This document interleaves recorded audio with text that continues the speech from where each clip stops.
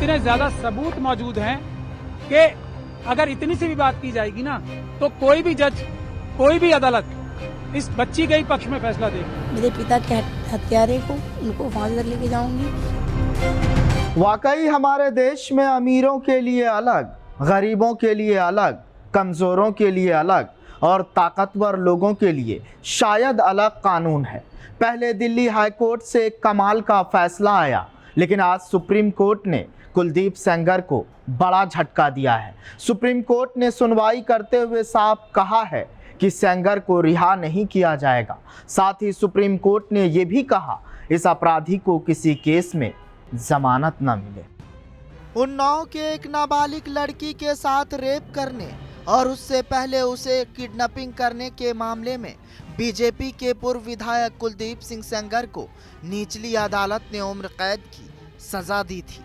लेकिन उसी सेंगर को दिल्ली हाई कोर्ट ने यह कहते हुए जमानत दे दी कि कुलदीप सिंह सेंगर 7 साल 5 महीने का सजा काट चुका है। निचली अदालत के हाई कोर्ट में चुनौती देने वाली याचिका भी अब तक हाई कोर्ट में लंबित है। आर्टिकल 19 का हवाला देते हुए जमानत पर रिहा का कोर्ट ने हुक्म दे दिया था, लेकिन सुप्रीम कोर्ट ने सीजेआई जस्टिस सूर्यकांत की अगुवाई वाली बेंच ने सेंगर के वकील को नोटिस जारी कर 2 हफ्ते में जवाब दाखिल करने के लिए कहा है।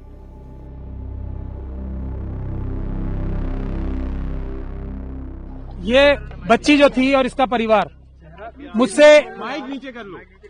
मुझसे ये रोज पूछ रहा था कि क्या अब हम अगले 5 मिनट जिंदा रहेंगे या नहीं रहेंगे। अब कम से कम मैं इन्हें ये बता सकता हूं कि आपके पास अभी बहुत छोटी सी रिलीफ मिली है। बिल्कुल हमें इसको विक्ट्री नहीं कहना चाहिए, मैं इसको विक्ट्री नहीं कह रहा हूं, ये विक्ट्री नहीं है, ये एक छोटा सा सांस लेने का मौका विक्टिम और उसको परिवार को मिला है। इसके अलावा इस फैसले को मैं कुछ भी नहीं देख सकता, क्योंकि जो सीबीआई ने जो स्टैंड लिया है, जो हमें डर था वही किया उन्होंने। बहुत लिमिटेड पॉइंट पे स्टैंड लिया है उन्होंने, और जो हमारे सबसे मजबूत ग्राउंड थे उनको रेज ही नहीं किया, जो जजमेंट में भी मौजूद हैं। और अगर सीबीआई के पास तो हमारी रिटर्न सबमिशन भी मौजूद थी ना, जो हमने हाईकोर्ट में फाइल की थी, ना उन्होंने हमसे कंसल्ट किया ताकि हम उनकी पिटीशन बेहतर बनाने की कोशिश करते, ना उन्होंने हमें पार्टी बनाया और कोशिश ये की कि हमें लास्ट मोमेंट तक उनकी जो एसएलपी फाइल है वो भी ना मिले। तब आज भी, लेकिन मैंने आपको पहले भी कहा है, इस बच्ची और इसके परिवार के खिलाफ इतने ज्यादा अत्याचार हुए हैं, इतने ज्यादा सबूत मौजूद हैं कि अगर इतनी सी भी बात की जाएगी ना तो कोई भी जज, कोई भी अदालत इस बच्ची के ही पक्ष में फैसला देगी। है ना कमाल। 20 दिसंबर 2019 को निचली अदालत ने उन्नाव के एक नाबालिग लड़की की रेप केस और किडनैपिंग मामले में कुलदीप सिंह सेंगर को उम्र कैद की सजा सुनाई थी। वो उम्र कैद जिसमें सेंगर को सारी उम्र कैद में रहना है। कुलदीप सिंह सेंगर ने हाई कोर्ट में इस फैसले के फौरन बाद दिल्ली हाई कोर्ट में चुनौती दी। दिल्ली हाई कोर्ट में इस मामले की सुनवाई चल रही थी। एक बेंच सुनवाई लगभग पूरी भी कर चुकी थी, पर उससे पहले ही जज साहब का तबादला हो गया और बेंच बदल गई। फिर दूसरी बेंच आया, फिर तीसरी बेंच, फिर चौथी बेंच, पर मामला किसी ने नहीं सुना। केस को लटकाए रखा। मामले में लंबी लंबी तारीखें पड़ती रही और दिल्ली हाई कोर्ट मामले में देरी का आधार बनाकर सेंगर को जमानत दे दी। लेकिन आज सुप्रीम कोर्ट में सुनवाई के बाद पीड़िता ने कहा है, मैं इस फैसले से बहुत खुश हूँ। मुझे उच्चतम न्यायालय से न्याय मिला है। मैं शुरू से ही न्याय के लिए आवाज उठाती रही हूँ। मैं किसी भी अदालत के खिलाफ कोई आरोप नहीं लगाती।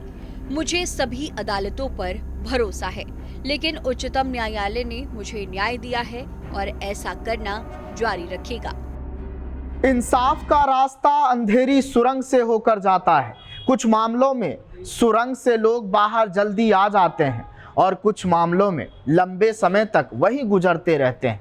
लेकिन तकरीबन 6 साल बाद हाईकोर्ट को यह एहसास हुआ कि कुलदीप सेंगर का लंबे समय तक जेल में रहना उसकी व्यक्तिगत स्वतंत्रता और जीने की आज़ादी का हनन है। लिहाजा उसे अब जमानत मिलनी चाहिए।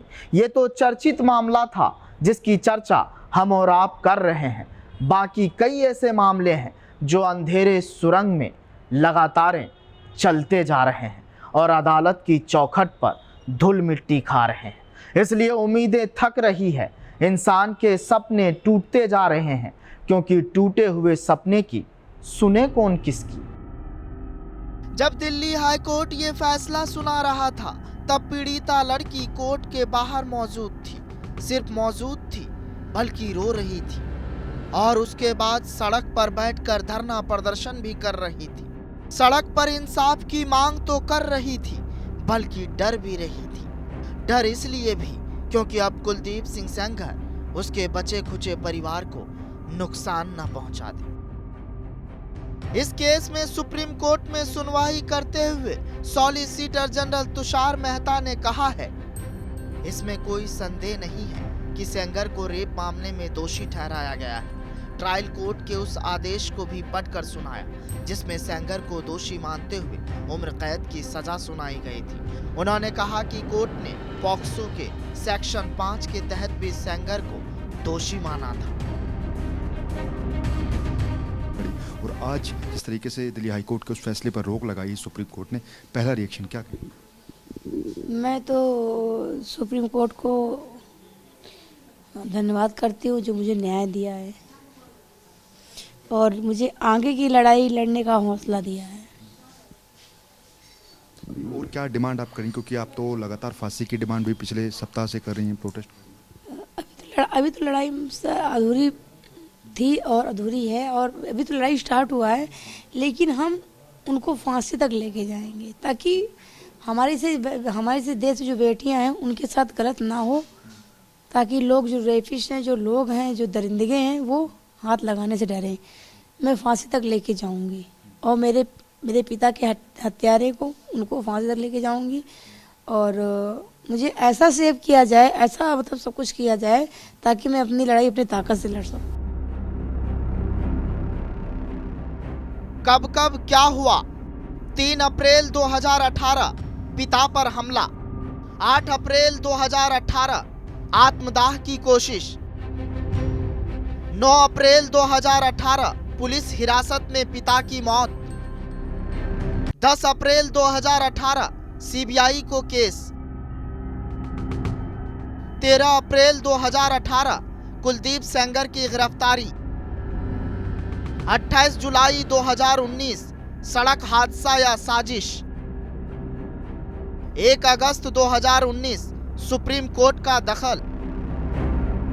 16 दिसंबर 2019 सेंगर दोषी करार।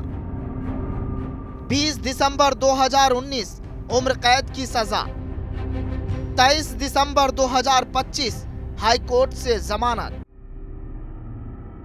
हालांकि इसी मामले की सुप्रीम कोर्ट ने सुनवाई करते हुए राहत वाली फैसले को रद्द कर दिया है।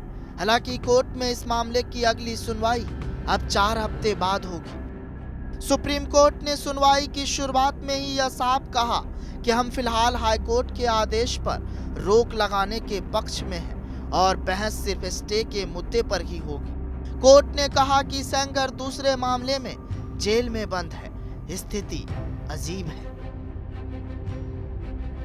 सचमुच स्थिति अजीब है। पीड़ित परिवार का कहना है कि जिस सिस्टम से उन्हें न्याय की उम्मीद थी उसी ने उनका भरोसा फिर से तोड़ दिया था। उन 9 रेप केस आज भी सवाल बनकर देश के सामने खड़ा है।